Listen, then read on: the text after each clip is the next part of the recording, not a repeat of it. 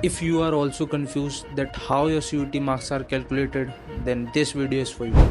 तो इस वीडियो में आपको बताऊंगा कि कैसे नॉर्मलाइजेशन प्रोसेस वर्क करता है, क्या इसका फॉर्मूला लगता है, कैसे कोई आदमी डिसाइड करता है कि ये शिफ्ट हार्ड है या फिर ये शिफ्ट ईजी है, कैसे एंटी डिसाइड करता है, क्या इन सब का प्रोसेस है। और इस वीडियो के अंदर कुछ सवालों के जवाब भी देने की कोशिश करूंगा, जैसे नॉर्मलाइजेशन क्या है ना। और नॉर्मलाइजेशन का नाम सुनते ही लोग प्रोटेस्ट क्यों करते हैं? जी हाँ, आपने सही सुना। पिछले टाइमिंग करीबन 6 महीने पहले ही इसके ऊपर एक प्रोटेस्ट भी हो चुका है। पूरा उसका बैकग्राउंड भी बताऊंगा, क्या सिनेरियो था, क्यों लोग इसको नेगेटिव सेंस में लेते हैं। और तीसरा क्वेश्चन कि ये आपके रिज़ल्ट को कैसे अफेक्ट करेगा, और चौथा कि कैसे आपके रिज़ल्ट में मदद करेगा। तो इन्हीं कुछ क्वेश्चन के आंसर देने की कोशिश करूँगा in this video. So let's start. तो सबसे पहले बात करते हैं कि नॉर्मलाइजेशन क्या है। नॉर्मलाइजेशन जनरली तब यूज़ होता है पेपर्स में, कॉम्पिटिटिव एग्जाम में, जब कोई भी पेपर मल्टीपल शिफ्ट में होता है ना। तो इसका कैसे डिसाइड किया जाता है कि कौन सी शिफ्ट हार्ड है या फिर कौन सी शिफ्ट ईजी है? तो डिसाइड करा जाता है परसेंटाइल मेथड पे।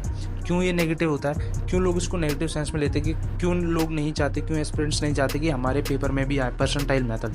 क्यों? क्योंकि ये जो परसेंटाइल मेथड है ना, इसकी ट्रांसपेरेंसी नहीं है, इसमें कोई भी ट्रांसपेरेंसी नहीं है। इसके अंदर जो परसेंटाइल मेथड है और जो भी फॉर्मूला है वो तो गिवन है, बट इसमें जो परसेंटाइल है, कैसे पोजीशन डिसाइड होगी, वो ट्रांसपेरेंट नहीं है, वो किसी को भी नहीं पता कैसे डिसाइड होगी, है ना। तो इस वजह से लोग इसको नेगेटिव सेंस में भी लेते हैं। और दूसरी चीज़, अभी जो दिसंबर 2024 में करीबन 6 महीने पहले इसके ऊपर एक प्रोटेस्ट भी हो चुका है बिहार स्टेट पीसीएस के अंदर, जिसमें रिनाउंड खान सर, जो कि खान ग्लोबल एकेडमी चलाते हैं, आप सब जानते होंगे, वो भी खुद बच्चों के साथ उतरे थे और उन्होंने इस चीज़ का विरोध किया था कि जो नॉर्मलाइजेशन है ये बिहार स्टेट पीसीएस में नहीं आनी चाहिए। तो ऐसा क्यों किया उन्होंने? क्योंकि उनको सीधा पता है कि ये जो चेकिंग एजेंसीज़ होती हैं या कंडक्टिंग एजेंसीज़ होती हैं, इनके अंदर जो ये परसेंटाइल के अंदर जो ट्रांसपेरेंसी होती है वो नहीं होती। इसका एक मेथड तो है, इसका एक फॉर्मूला तो है जो कि उन्होंने दे रखा है कि हम इस फॉर्मूला के ऊपर इसको कैलकुलेट करेंगे, बट उन्होंने ये नहीं बता रखा हम कैसे इसको डिफ़ाइन करेंगे कि हाँ ये शिफ्ट हार्ड है या फिर ये शिफ्ट ईजी है। क्यों? क्योंकि परसेंटाइल मेथड पे होता है कि इतने बच्चों ने अगर इसको छोड़ दिया तो ये क्वेश्चन जो है हार्ड है, और अगर इन बच्चों ने इसको अटेम्प्ट नहीं किया मतलब ये क्वेश्चन हार्ड है, और जिसने ज़्यादा अटेम्प्ट किया मतलब क्वेश्चन ईजी है। इन बेसिस पे डिसाइड होता है कि जो आपकी पोजीशन है वो क्या होगी। जैसे एक शिफ्ट में आप अगर बैठे हुए हो, तो जैसे मान लीजिए आपके साथ 60 बच्चे हैं, तो आपके पास 20 क्वेश्चन है। मान लीजिए उनमें से 3 क्वेश्चन ऐसे हैं जो कि मेजॉरिटी बच्चों ने, यानी करीबन 5 से 6 लोगों ने वो अटैम्प्ट ही नहीं किए, मतलब कि 5 से 6 लोगों ने उसे अटैम्प्ट नहीं किया, बाकी सब ने कर रखा, तो उसको कंसिडर किया जाएगा कि वो जो क्वेश्चन है वो ईजी है। और बाकी जो, अगर मान लीजिए बाकी और 3 जिनको करीब 15 से 18 बच्चों ने छोड़ दिया, तो उसको कंसिडर किया जाएगा कि वो हार्ड है या फिर डिफ़िकल्ट है। तो इन बेसिस पे होता है, कोई ट्रांसपेरेंसी नहीं है, मतलब टेम्परेरी बेसिस पे होता है कि मतलब इसमें कोई भी ट्रांसपेरेंसी नहीं है, कैसे हम डिसाइड करेंगे। तो इसी के ऊपर जो खान सर हैं, यानी कि जो ट्यूटर हैं, वो भी उतरे थे कि ये हमारे स्टेट पीसीएस में नहीं होना चाहिए।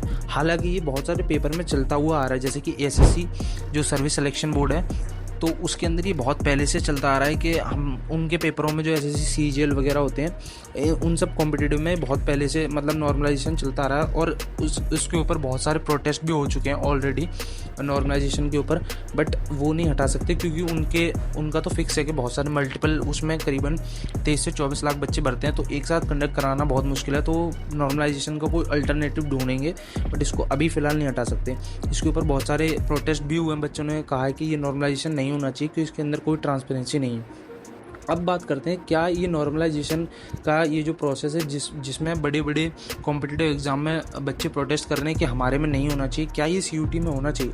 तो मेरे हिसाब से ये नहीं होना चाहिए, क्योंकि ये कॉलेज एंट्रेंस एग्ज़ाम है और इसके अंदर नॉर्मलाइजेशन जैसा प्रोसेस रखने से बच्चों के साथ अनफेयर भी हो सकता है ना। कुछ लोग बोलते हैं कि फेयर है और डिफ़िकल्टी है तो ईजी है, आएगा अगर तो आपके मार्क्स कम हो जाएंगे, और अगर हार्ड होगा तो बढ़ जाएंगे। बट इसके अंदर ना आप अपना कोई, तो इसके अंदर आपका जो रॉ स्कोर है आप उसको डिफाइन नहीं कर पाएंगे कि हमारा रॉ स्कोर इतना है, और उसके बाद कैलकुलेट करके कितना आएगा। तो ये जो है एक अनफेयरनेस टाइप लगता है ना। तो इसका मतलब लोग पॉजिटिव सेंस में भी सोचेंगे कि हाँ ये बच्चों के साथ फेयरनेस करने के लिए है, but as per the scenario बहुत सारे जब बड़े बड़े कॉम्पिटिटिव एग्ज़ाम है उसमें बच्चे नहीं चाहते कि हमारे में नॉर्मलाइजेशन आए, तो नहीं होना चाहिए। बट ये भी नहीं है कि एक साथ ही सारे शिफ्ट में कंडक्ट कराना भी पॉसिबल नहीं है, तो नॉर्मलाइजेशन तो होना ही है। है ना। अब मैंने आपको ये पूरा बता दिया, ब्रीफ भी बता दिया कैसे क्यों इसके ऊपर क्या क्या है, ये सिनेरियोज़ बन रखे हैं पहले से, इसकी हिस्ट्री क्या है नॉर्मलाइजेशन की। तो अब आते हैं, बात करते हैं कि ये आपके रिजल्ट पे कैसे इफेक्ट करेगा। तो आपका जो रॉ स्कोर है, 2 स्कोर निकल के आते हैं इसके अंदर। अब पहले होता था एग्ज़ाम, उसके अंदर आप जो स्कोर कैलकुलेट करते थे, आप पेपर दे के आए, आपने आंसर की मैच की, आपने अपने क्वेश्चन आंसर निकाले, आपका स्कोर आ गया कि ये आपका स्कोर है, आप पता कर सकते थे। बट अब आप नहीं पता कर सकते, क्योंकि अब सीधा जो आपको सिर्फ पेपर देना है और पेपर दे के आप टेंशन फ्री हो जाइए। उसके बाद जो भी स्कोर आएगा वो आपको CUT ही देगी, आप खुद से कैलकुलेट करके, और वो स्कोर आप नहीं कंसीडर कर सकते कि यही मेरा स्कोर है। तो आपको ये तो निश्चिंत आपकी हो ही चुका है कि आप अपना रॉ स्कोर नहीं निकाल पाओगे। और दूसरी चीज़, ये आपके जो भी आपका रिज़ल्ट होगा उसमें इफ़ेक्ट करेगा। क्योंकि आपका जो स्कोर है वो बढ़ भी सकता है। मान लीजिए आपने करके आए, आपके मान लीजिए 600 नंबर आ रहे हैं, बट ये आप कंफर्म नहीं है कि आपके 600 आ रहे हैं। हो सकता है CUT आपके बढ़ा दे, 650 कर दे, तो ये रिज़ल्ट पे इफेक्ट करेगा, 650 कर दे, है ना, तो आप मेरिट में आ सकते हो। और हो सकता है 600 है तो 550 कर दे, तो आप मेरिट से बाहर भी हो जाओ, तो आपके रिज़ल्ट पे बहुत हद तक ये इफेक्ट करेगा, है ना।